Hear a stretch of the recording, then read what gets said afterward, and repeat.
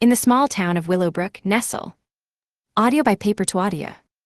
In the small town of Willowbrook, nestled between rolling hills and whispering woods, there was a quiet library named after its founder, Eleanor Marlowe.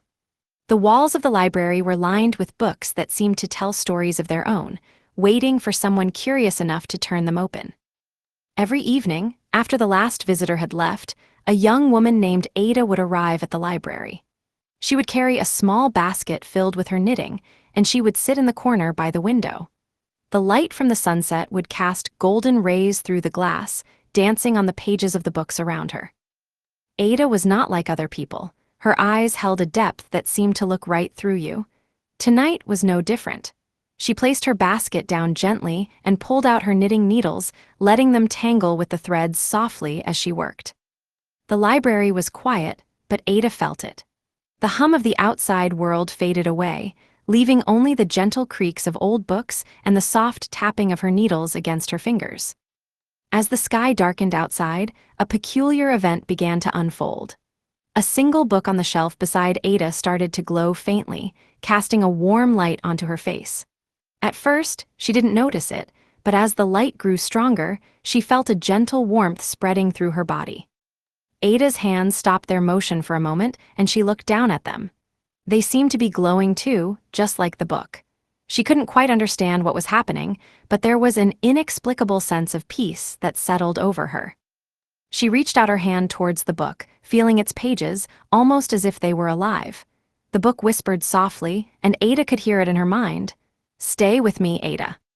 The words were so gentle and comforting that she found herself smiling slightly.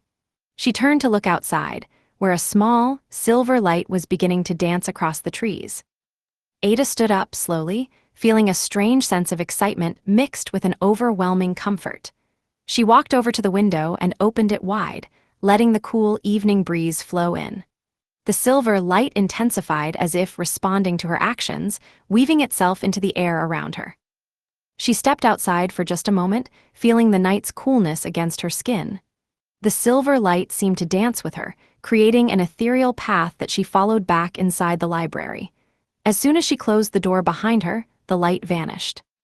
Ada returned to her basket and continued knitting, but now something had changed.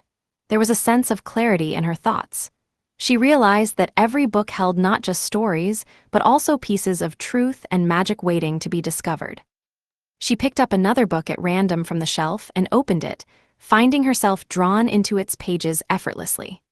The story within was one she had never read before, but as she read on, the narrative unfolded like a tapestry, woven with threads of reality and wonder. Ada knelt beside her basket, feeling the warmth of the book against her hands.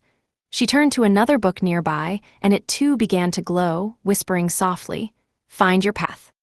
She closed this one, picked up yet another, and as she opened it, the entire room seemed to shift slightly, a soft breeze stirring around her. The book seemed to have a life of their own tonight.